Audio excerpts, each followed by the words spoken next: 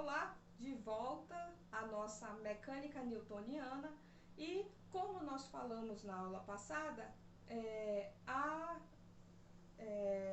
falar que um corpo ou uma partícula está em repouso ou em movimento vai depender do referencial inercial. Mas antes de eu chegar na segunda lei de Newton, eu quero falar sobre algumas interações de força. Então nós vamos falar um pouquinho sobre essas forças. As forças, elas são uma interação,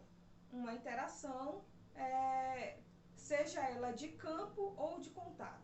O que é uma interação de contato? É aquela interação que eu preciso entrar de fato em contato com o objeto para poder executar ou fornecer ou transferir aquela força. Por exemplo, você vai ao supermercado, você percebe que quando o carrinho do supermercado está vazio, é muito mais fácil você empurrar o carrinho, aplicar uma força sobre o carrinho.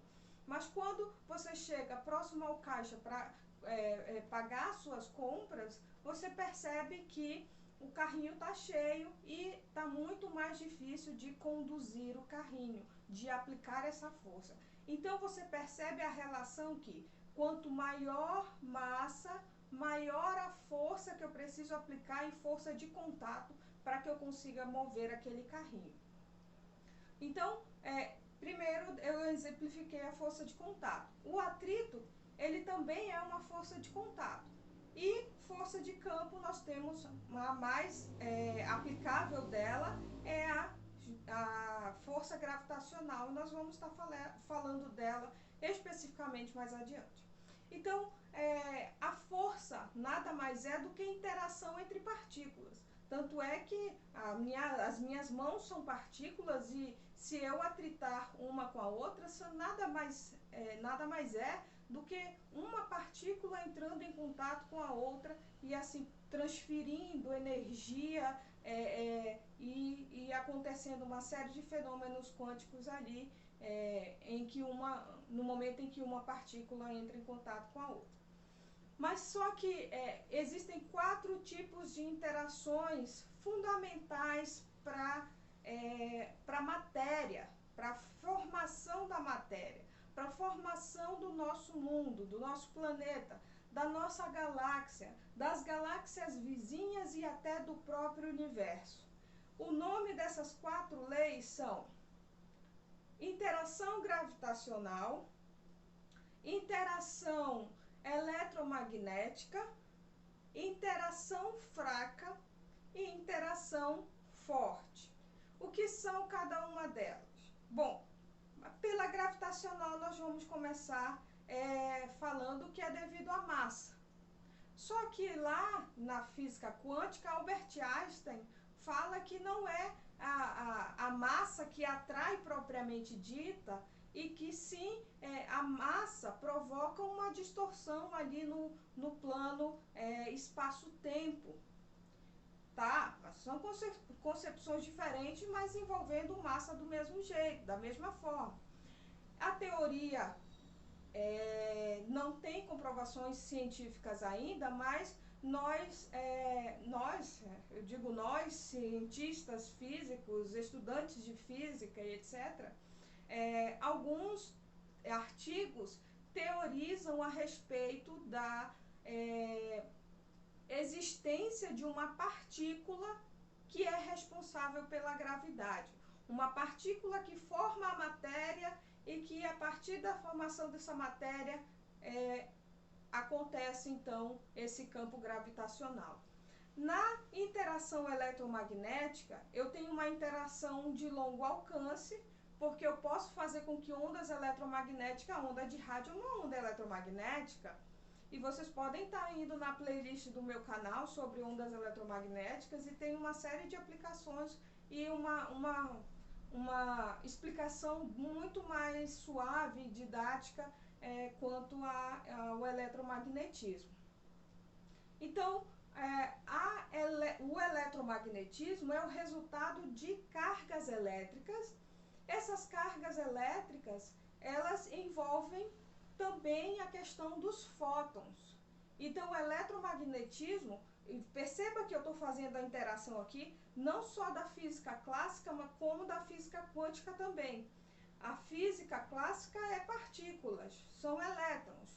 A física quântica são partículas, só que agora são fótons, se comportam como fótons. Então, temos aí interação gravitacional, interação eletromagnética, e eu tenho a interação fraca. A interação fraca ela é de curto alcance, então ela não pode ser, não poderia ser como uma onda de rádio que pega a quilômetros de distância.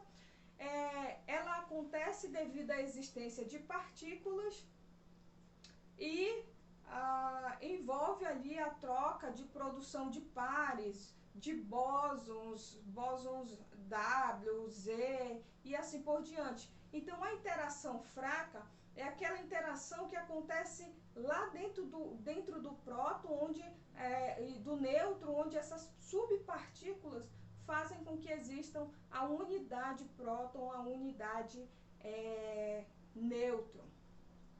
Tem a outra interação física da natureza que é muito importante, que é a interação forte. A interação forte, ela tem um alcance curto, da mesma forma que a interação fraca, porque acontece entre partículas, ela já vai acontecer entre hadrons, tenho dificuldade um pouquinho de falar essas palavras em inglês, e elas constituem os quarks, e dentro dos quarks tem uma espécie de quarks, tá? Então, é o que mantém ali unido os prótons e os nêutrons. Então, é a força que mantém unido o núcleo atômico. Como é que um núcleo atômico, constituído principalmente de prótons e nêutrons, prótons são positivos, nêutrons são nêutrons. Como é que tem um próton bem aqui, outro próton bem aqui, um nêutron bem aqui? Como é que vai existir uma força que una dois positivos e um neutro aqui, né, no meio, né? Existe uma força aí, essa força é responsável pelas subpartículas que formam essas partículas maiores. Não vou me ater nesse assunto, então nós temos aí as 4 forças, eu diria forças fundamentais da natureza: gravitacional, eletromagnética, força fraca e força forte. Então, Newton, voltando aqui para a mecânica clássica, Newton não conseguia explicar por que não era necessário uma força empurrando um objeto para que ele se movesse infinitamente. Ele não conseguiu explicar que não era necessário a força. Ou